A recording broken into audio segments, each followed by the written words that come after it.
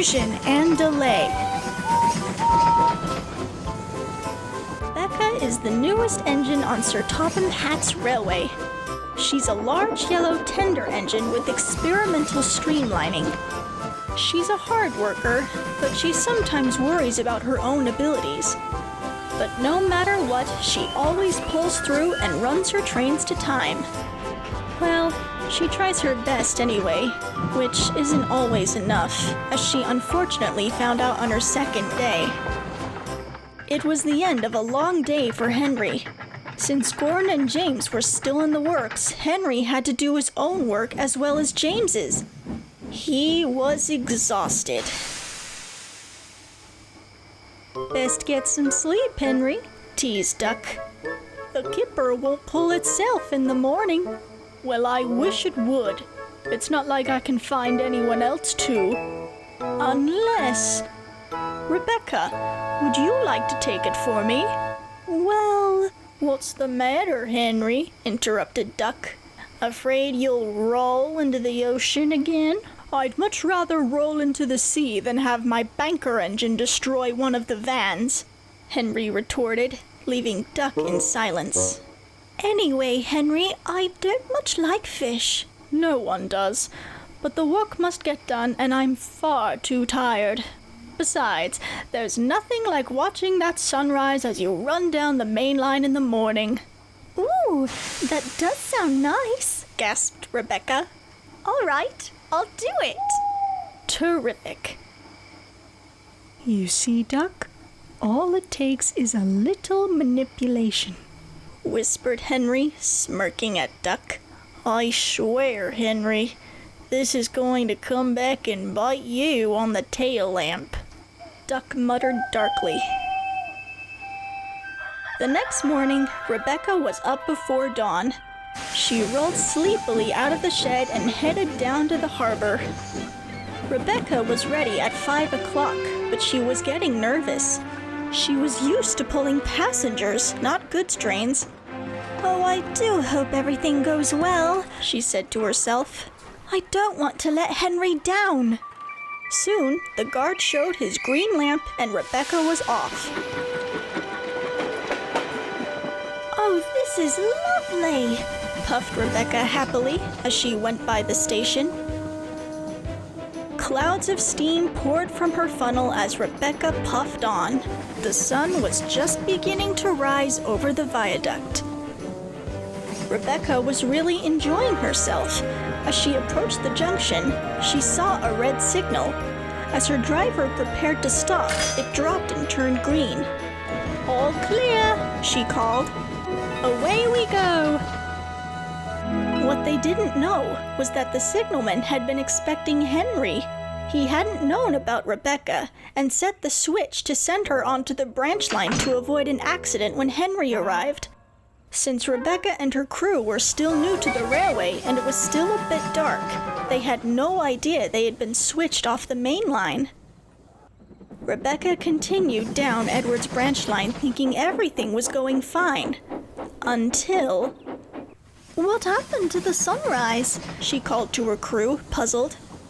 "I see the sun, but it's off to my left." Her fireman looked at a map. "Not sure," she replied. "We should see it ahead unless... Oh, we're going east, aren't we?" They soon found their mistake. As Rebecca reached the docks, she rushed in much too fast. Luckily, she missed Salty and Porter, who were still asleep. But Cranky had been woken up and saw Rebecca approaching. "What the... Stop!" he cried, but it was too late. Rebecca smashed into a line of empty trucks. She wasn't derailed, but the trucks were everywhere and the docks were a mess. "Huh? What's going on?" said Porter sleepily. Hello there. I'm sorry about crashing into your trucks," Rebecca replied. "Sorry isn't gonna put them back on the rails," shouted Cranky. "I'm really sorry. I've come to deliver the Flying Kipper." "The Flying what?" said Porter, who was rather confused.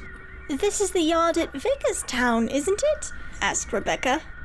Hate to tell you this, miss, but this be Brendam Docks, not Vickerstown.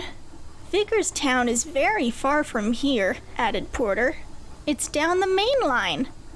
Rebecca blushed. She was rather embarrassed. I'm afraid you came down Edward's branch line, me hearty, chuckled Salty. I thought I was on the main line. I came from Tidmouth. It be all right, miss. We all make mistakes. You can leave your trucks and get turned around on the turntable down the line, said Porter. Thank you, and I'm so sorry about waking you. Rebecca soon turned around and was on her way out.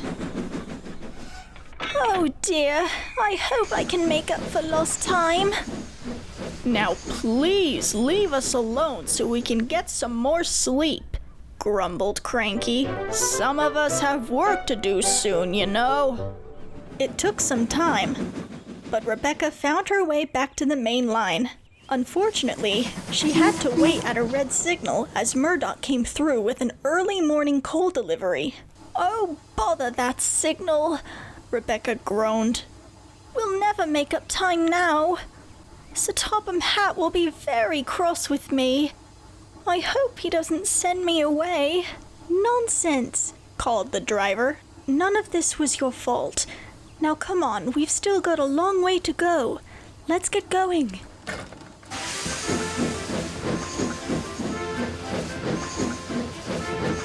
After turning around at Wellsworth, Rebecca finally arrived at Vickerstown nearly an hour later. She stopped in the yard, and then workmen went to unload her vans. As they opened the doors, they gagged. The ice had melted some time ago, and the fish had started to spoil. Ugh, take it away, one said. Rebecca felt awful. As soon as she was uncoupled, she slouched away to the sheds. Sir Topham Hatt came to see her at once. Rebecca, don't blame yourself for the fish, he said, and he explained the confusion with the signalman.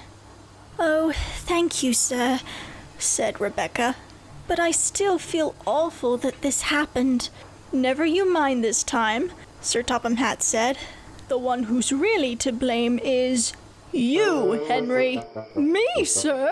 Henry spluttered. Yes, you. Pawning your work off on Rebecca? Scolded Sir Topham Hatt. I'm ashamed of you. I'm sorry, sir. I was just too tired. That's no excuse. You should have asked me before causing all these problems. I don't want to hear of anything like this happening again. And Sir Topham Hatt turned on his heel and walked away. Later that night, Gordon and James finally returned from the works.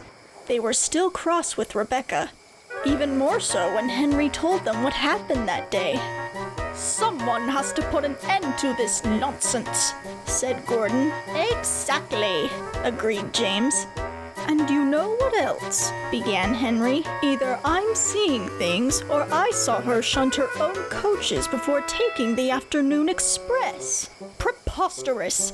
Tender engines don't shunt, especially a large one like her. I'll believe it when I see it, added James. Either way, we need to come up with something. She can't just come to our railway and make everything miserable for us without consequence. Gordon whispered something to the others. Yes, said James. We'll do it tomorrow. And I'm afraid they did. But I mustn't say any more, or I shall spoil the next story.